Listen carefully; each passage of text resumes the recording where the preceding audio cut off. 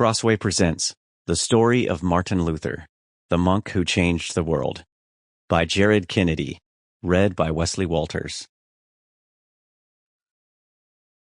Chapter 1.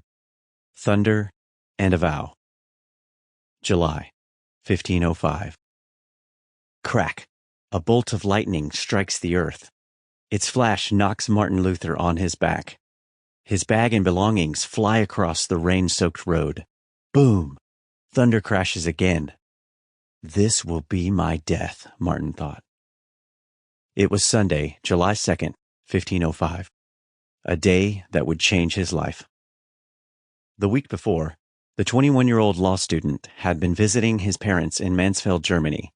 But as Martin traveled back to the university, he was caught in a deadly storm.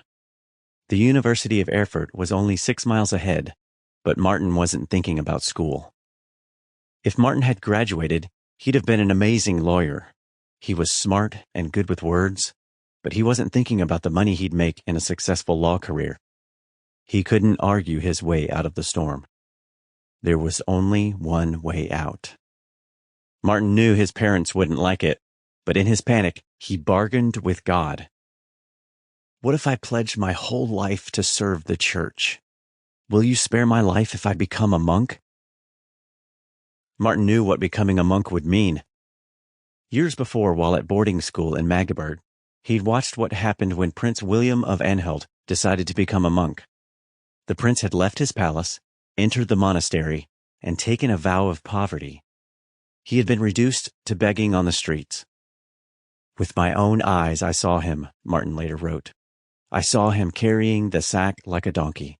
He had so worn himself down by fasting that he looked like death, mere bone and skin.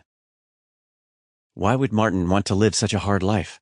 What could tempt the young man to defy his parents, give away the expensive legal textbook his father had bought him, and forsake a promising career as a lawyer to become a beggar? It wasn't just his fear of lightning and thunder. Other fears raged in Martin Luther's soul. Martin's father, Hans, was a miner and demanded much of his son. His mother, Margaret, terrified Martin with the fear of God. She had told him about devils that gather in the dark forest at night. She had warned him about witches that cast spells on cows to dry up their milk. On top of the fears Martin had learned in his family, everyone around Martin thought about death and God's coming judgment all the time. In the 1300s, Europe had faced a massive outbreak of the bubonic plague, the Black Death. Nearly a third of the continent's population died. Without modern medical advances, Sample complete.